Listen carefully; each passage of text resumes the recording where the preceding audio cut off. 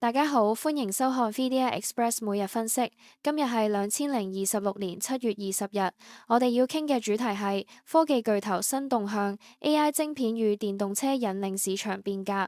從宏觀層面睇，全球 AI 投資加速，推動算力基礎設施同高效能晶片嘅需求強勁增長。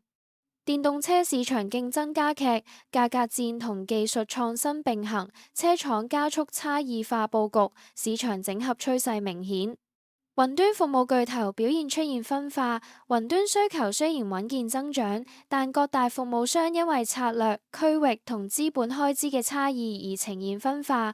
半導體供應鏈挑戰仲喺度，地緣政治、產能配置同庫存調整持續影響緊半導體供應鏈嘅穩定性同交期。今日我哋會聚焦6隻熱門股票，包括港股嘅智譜、MiniMax-W、建滔積層板同埋美股嘅 Tesla、特斯拉、Oracle、甲骨文同埋 AMD 美國超微公司。首先睇下港股，智譜02513，HK 最新報1168.000港元，升幅有加31.16%，評級係優先關注。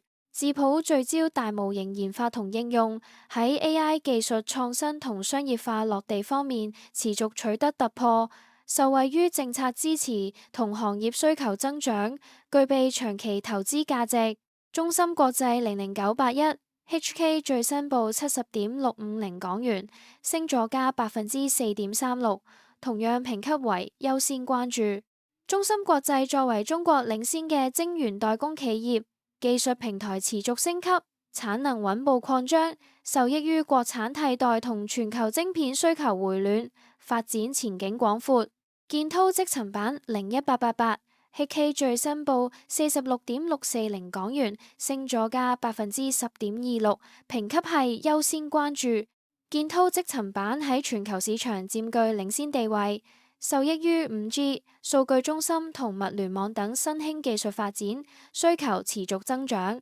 Tesla TSLA 最新報369.570美元，跌咗負2.96%，評級為中性觀察。Tesla 作為電動車龍頭，雖然面對市場競爭加劇，但佢嘅技術創新同品牌影響力仍然好有優勢。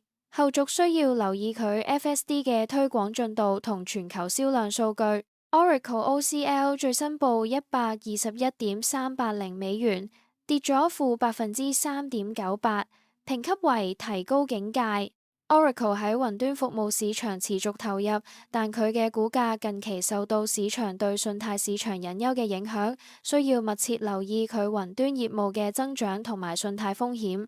AMD 最新報503.570美元，升咗加1.58%，評級係優先關注。AMD 喺高效能運算同 AI 晶片領域表現強勁，憑借創新嘅產品同技術，好有機會喺 AI 算力市場攞到更大嘅市佔率。總括嚟講，AI 晶片同電動車市場嘅快速發展，正喺度引領緊科技巨頭嘅新動向。本期報告提到嘅觀察區間，只供量化技術參考，唔構成任何個人化嘅投資建議。市場有風險，實際交易前請先諮詢持牌財務顧問。